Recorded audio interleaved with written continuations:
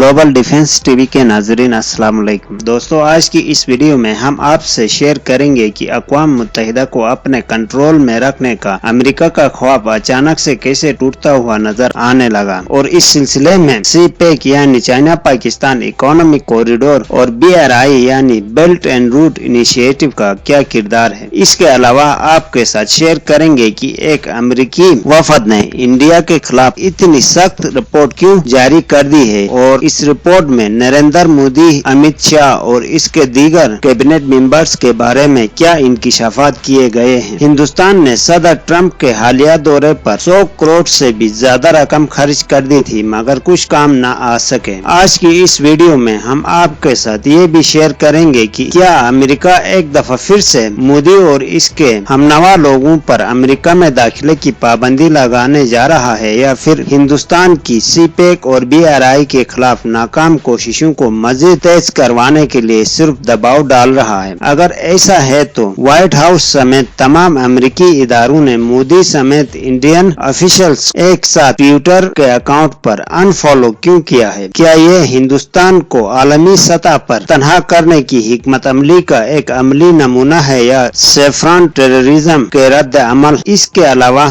आज की इस वीडियो में आपसे ये भी शेयर करेंगे कि कैसे हिंदुस्तान मुसलमानों को कोरोना वायरस के फैलाव का जिम्मेदार करार देकर इनको माशी और माशिरती दोनों तरह से कमजोर करने की कोशिशों में मसरूफ है। इन तमाम पॉइंट्स की तफसील में जाने से पहले मेरी आप सभी दोस्तों से दरख्वास्त है कि जिन दोस्तों ने अभी तक हमारे चैनल को सब्सक्राइब नहीं किया है वो दोस्त हमारे चैनल को सब्सक्राइब करें और साथ में बेल आइकन को भी दबा दें ताकि हमारी हर नई आने वाली वीडियो का आपको नोटिफिकेशन मिलता रहे। हालिया दिनों में अमेरिकन थिंक टैंक की एक जारी करदा रिपोर्ट के मुताबिक वक्त के गुजरने के साथ साथ आलमी उफक पर अमेरिका की गिरफ्त ढीली पड़ती जा रही है जबकि अमेरिका के दुश्मन दिन ब दिन मजबूत होते नजर आ रहे हैं। अपनी इस रिपोर्ट में अमेरिका की इस तनज़्ज़ुली की बहुत सारी वजूहात में से एक वजह हिंदुस्तान की इंटेलिजेंस एजेंसीज की नाकिस कारकर्दगी और हिंदुस्तान की मनमानी करार दे दी गई है। रिपोर्ट में वाज़ेह तौर पर लिखा गया है कि अमेरिका ने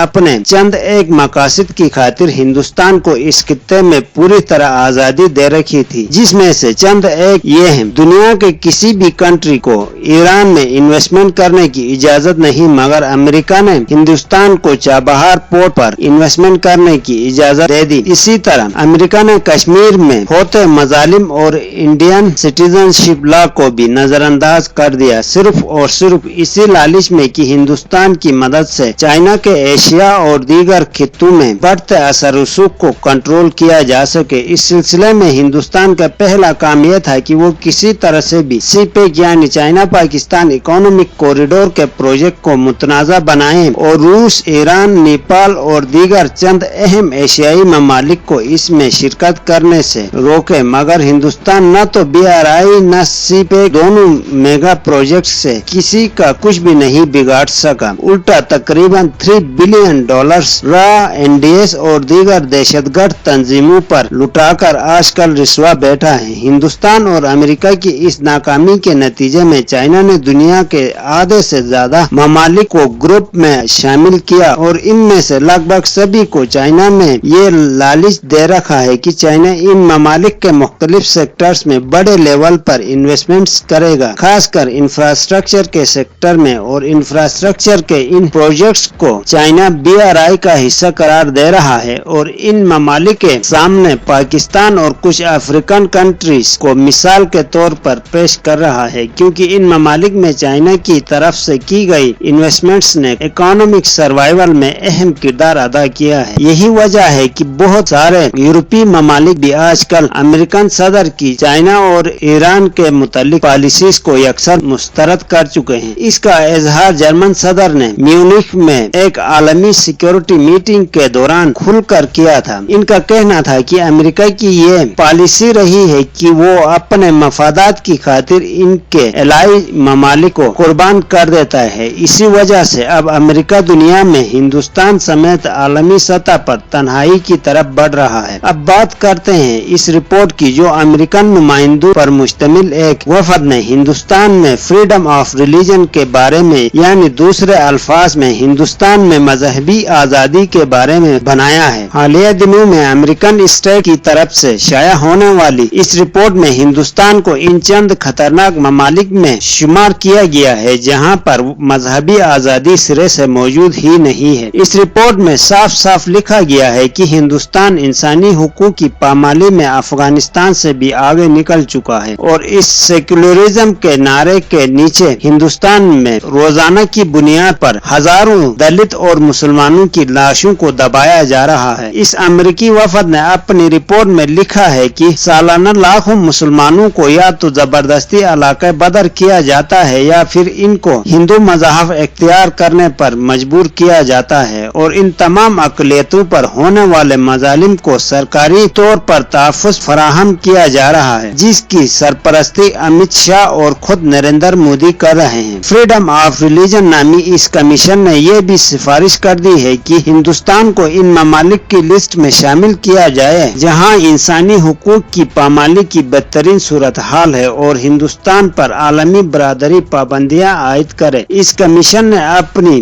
سجیشنز کے سیکشن میں کہا ہے کہ نریندر مودی اور ان کے چند وزراء کی امریکہ سمیت کسی بھی دوسرے ملک میں داخل ہونے پر پہلے کی طرح پابندی ہونی چاہیے۔ یاد رہے اس سے پہلے بھی دہشت گردی کی مقدمات کی وجہ سے نریندر مودی کو عالمی طور پر دہشت گرد قرار دیا جا چکا تھا اور امریکہ میں ان کے داخلے پر پابندی عائد کی گئی تھی، حالانکہ اس وقت بھی مودی گجرات کے وزیر اعلیٰ کے منصب پر فائز تھے۔ شاید اسی کمیشن کی رپورٹ کی وجہ سے تمام امریکن اسٹیٹس کے آفیشلز نے مودی اور ہندوستان کے وزیر اعظم ہاؤس کو ٹویٹر پر انفالو کر دیا ہے۔ Now, in an unprecedented move, US President Donald Trump and the official Twitter handle of the White House unfollowed Prime Minister Narendra Modi on Twitter. Only 3 weeks ago, White House had followed Prime Minister Narendra Modi and President Ramnath Kovind on Twitter.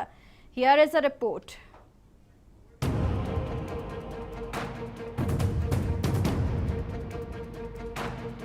In a rather strange move, US President Donald Trump unfollowed Prime Minister Narendra Modi on Twitter. Not only the US President, the official handle of the White House also unfollowed Prime Minister Narendra Modi. Not just PM Modi, the White House also unfollowed President Ramnath Kovind and the Prime Minister office Twitter account. The White House was earlier following 19 Twitter handles, which included those related to US and India. The White House also unfollowed the Indian Embassy in Washington and the US Embassy in New Delhi. Just a few days back, President Donald Trump had expressed about his camaraderie with India on Twitter, and days later, the White House, along with President Trump, have unfollowed Prime Minister Modi on Twitter, raising several eyebrows. جس کے بعد Indian media پر ایک سکتہ طاری ہو چکا ہے، کیونکہ جب white house اور چند اور امریکن افیشلز نے مودی کے ٹویٹر اکاؤنٹ کو فالو کیا تھا تو تمام انڈین میڈیا پر اس کو ایک فتح عظیم کی طرح بتایا جا رہا تھا، مگر اب بالکل خاموشی ہے۔ امریکہ کے اچانک بدلتے اس رویے کو دیکھ کر انڈین اسٹیبلشمنٹ بھی اس قدر چکرا گئی ہے کہ انہوں نے حال ہی میں جاری کردہ کورونا وائرس کی رپورٹ کو مذہب کی بنیاد پر جاری کر دی گئی۔ ہندوستان دنیا کا واحد کنٹری ہے جہاں بیماری بھی مذہب دیکھ کر آتی ہے، اسی لیے ان کی حکومت وقت نے کچھ اس طرح کی رپورٹ جاری کر دی ہے کہ عمر، جینڈر یا کسی اور فیکٹر کو بیس بنانے کے بجائے مذہب کو بیس بنایا گیا ہے، اور اس رپورٹ میں یہ دکھانے کی کوشش کی گئی ہے کہ کورونا وائرس ہندوؤں میں کم جبکہ دیگر مذاہب اسپیشلی اقلیتوں میں زیادہ اور اقلیتوں میں بھی مسلمانوں کو اس وبائی بیماری کی پھیلاؤ کا ذریعہ بتایا جا رہا ہے، اور دلی، بمبئی، بنگلور سمیت کئی شہروں میں مسلمانوں کا سماجی اور معاشی بائیکاٹ کرنے کی سرکاری مہم چلائی جا رہی ہے۔ پٹنہ میں باقاعدہ طور پر سرکاری طرف سے یہ اعلانات کیے جا رہے ہیں کہ کچھ خرید و فروخت سے پہلے تمام شہریوں کے لیے یہ زیادہ ضروری ہے کہ وہ اس بیچنے والے کی مذہب کی تصدیق کرے یا مذہب کی تصدیق کے بعد خرید و فروخت کرے۔ इसके अलावा न्यूयॉर्क टाइम के